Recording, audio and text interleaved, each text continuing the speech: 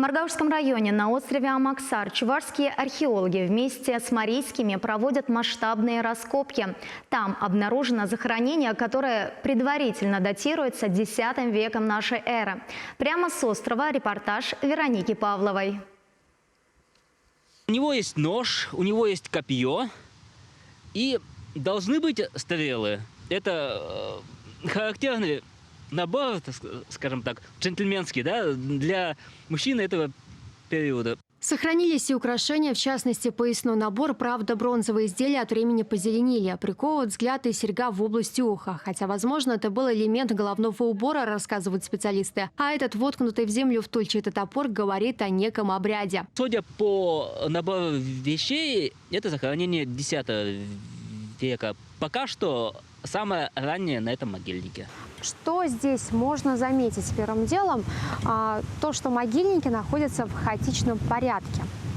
Но что самое интересное, все эти захоронения одного времени, X-XI веков.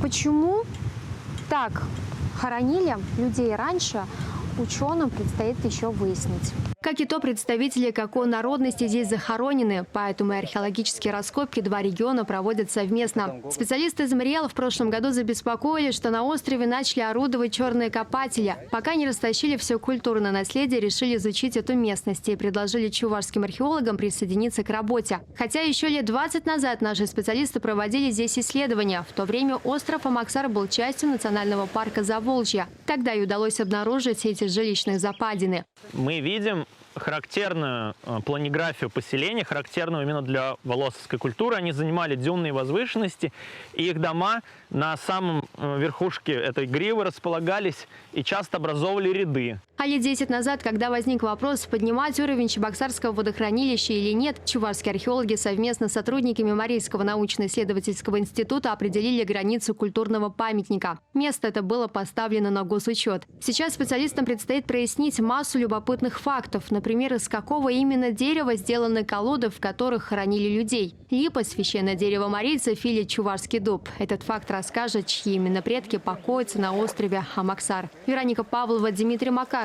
Вести Чуваша.